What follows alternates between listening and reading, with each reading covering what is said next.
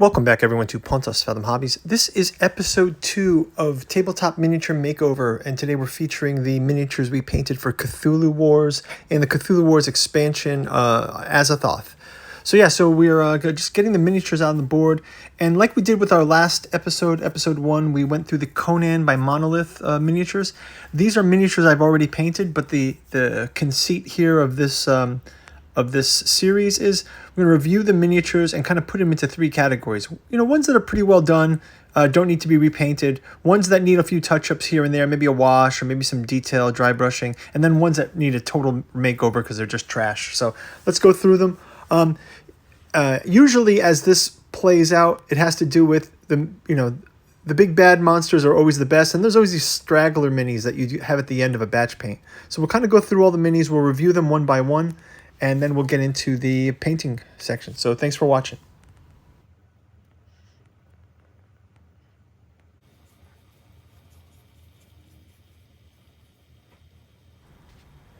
So what we'll do now is we'll review the before state of all these minis. So they're all painted up. We've got 4 factions here, as well as the Azathoth expansion. So there's Great Cthulhu, who's got Starspawn, Shuggoth, and Deep Ones.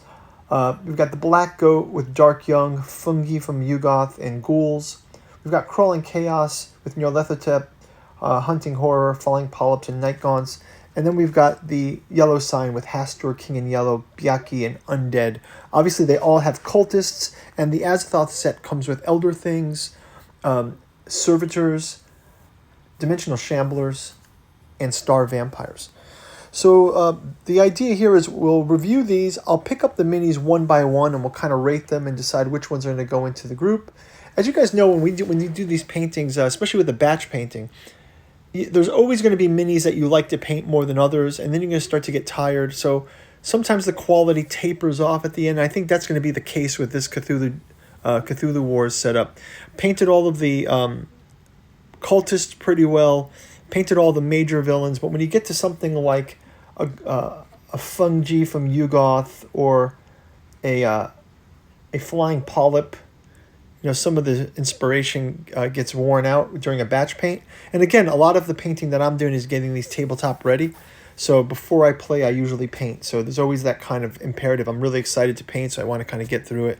So what's great about miniature makeovers here is gives you a chance to revisit your work, not be so worried about critiquing your work. It's normal that you might cut some corners. And even in this one, my painting style is not very detail-oriented, but it'll give me a chance to get these a little bit more sensible. Hey, if you like what we're doing here, like and subscribe. You can check out our bookstore link down below. We've got books like The Genealogy of Cthulhu or the Catu Journals out of Lovecraft's Providence. It really helps us support the channel. You can also check us out on our Patreon for as little as $1. Stay across of all of our Song of Ice and Fire, miniature painting, and gameplay. We are playing Tainted Grail, multiple seasons of Tainted Grail this season, as well as Tainted Grail miniatures.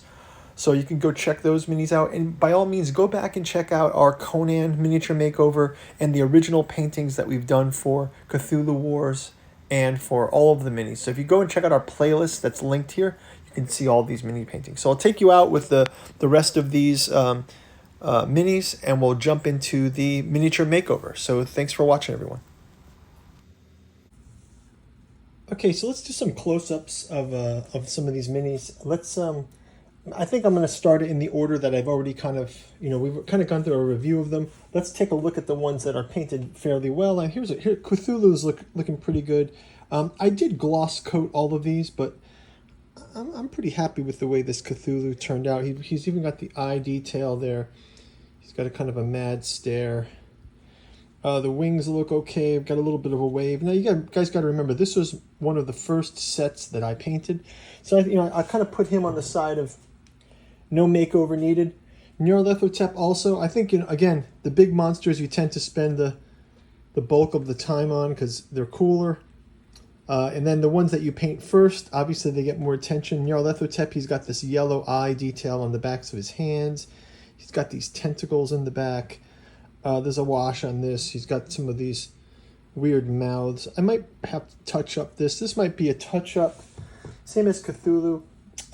Black Goat, again.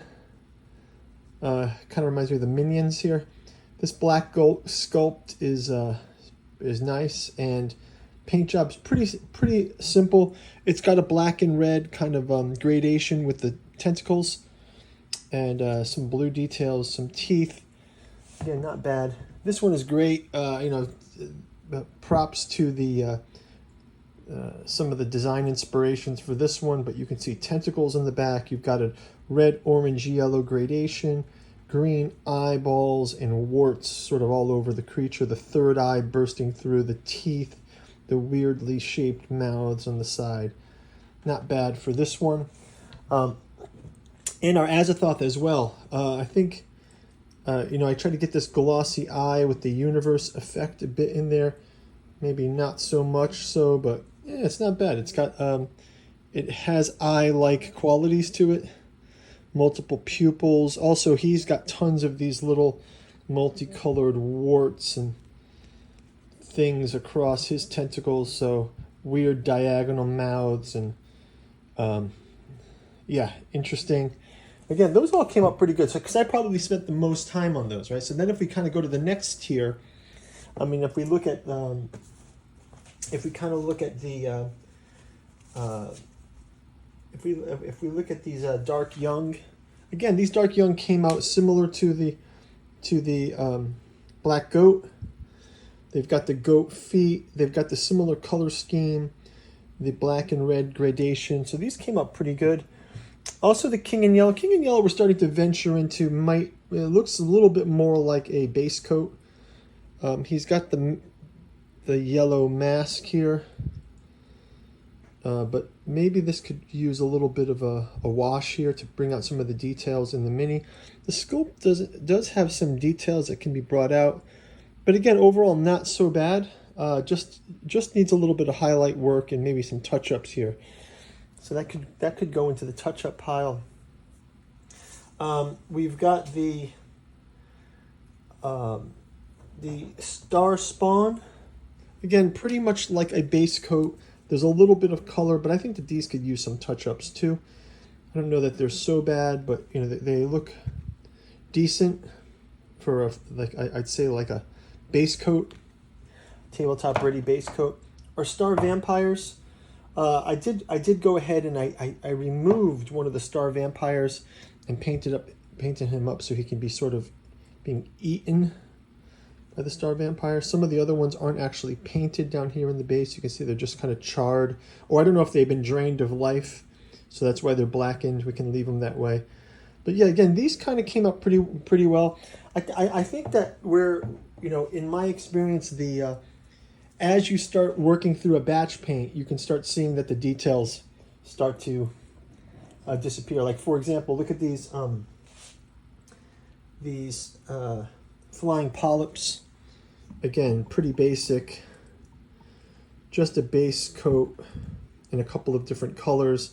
These definitely can use a wash and some detail work. So I'd say touching these up will be key. Again, the Elder Things, I like how these came out. Again, I think because the Azathoth set was smaller, I was able to sort of focus on the details on these, but you can see that these came out pretty nice. The washes look good, the teeth, the tentacles. Maybe touch up these eyeballs with some pupils inside the tentacles, you can see there. But overall, these are nice. These came out pretty good. And again, I think our cultists, if you look across all the cultists, let's kind of finish off with what's good. The cultists are all decent. I might hit them with a wash. The faces kind of got a skeletal look to them.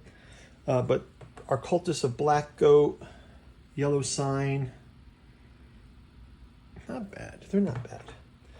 They can use a little bit of touch-up, but they look decent enough. They've got a couple of different colors. They've got a similar sort of color scheme, rhyming scheme here with a dark sash and a dark pants and then a lighter shade in the books. We got these Servitors of the Outer God. Again, I'm pretty happy with how these came out with their flutes. You've got some weird mouths sort of bubbling out of this as they lull Azathoth into the sleep. And we've got these Dimensional Shamblers. Again, kind of all right with these. These have got a great vibe. They might have a little bit of a touch-up. I can do a touch-up on these just to kind of make it pop a little bit better. Now let's get into the things that are almost unpainted, right? So I think, one thing that we could see here is the night gaunts. The night gaunts, they do have a little bit of detail, but they're pretty rough. They're just basically blue with a couple of touch-ups. So I think these can require some additional painting. And as well, those are the Haunting Horrors. These are the night gaunts. The night gaunts are really only a single base coat and a wash. So I think I'll be focusing a lot on these night gaunts. I think that we can make these look much better. Also, we've got these Shoggoths. Again, they've got a little bit of detail, like the eyes are detailed, but I feel like these could be given a little bit more features. So I might be taking a pass at these as well. In Yellow Sign, the Byakhee,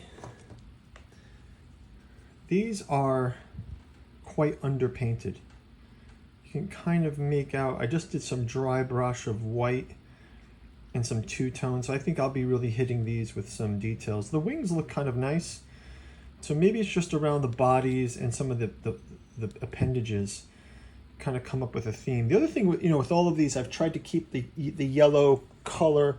The other one that we have with Yellow Sign as well are the undead, and they're kind of like weirdly mummified and fleshy, mix of flesh and mummy.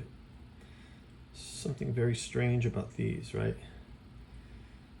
So yeah, these might have a little bit of touch up to make it a little bit more vibrant. And I think the least painted of all would be something like the for Cthulhu's, the deep ones. They're really just painted green. You could use some touch-ups as well. And the almost non-painted ghouls that come out of here. And the fungi from Yugoth as well. These, again, like the night gaunts, probably the ones we'll focus on the most. These are barely even painted. So I think we'll see the most improvement out of these two. So kind of like, remember these guys, because these will be the ones that we're going to do the before and after with.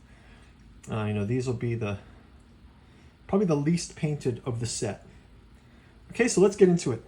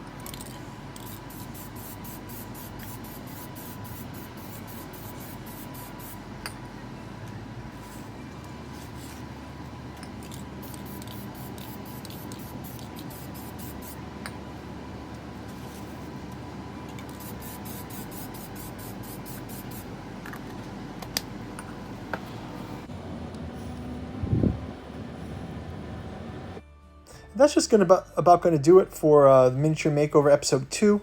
Let's take a view over some of these minis. We got a lot more details on these, on the flying polyps. We've got some much more. We've got the pupils in the eyes. The night gaunts have got some bone work in their faces. We've got, I think one of the ones that came out the best for me are the Byakhee. The Byakhee look great. King in yellow. Got a wash on him. I also painted those green eyes in his hands. And then there's Byakhee here coming across. I really like how the wing work did. Shout out to this style that I pulled off from Board Game Geeks. Looks great. So guys, that's going to do it for episode 2 of Miniature Makeover. I'll throw a poll out there for our next miniatures, maybe Song of Ice and Fire, maybe some of the other games we've been playing. So let me know. Thanks for watching. As usual, like and subscribe. Check out our Patreon. And we are looking forward to seeing you on the game table. Thanks for watching. Bye-bye.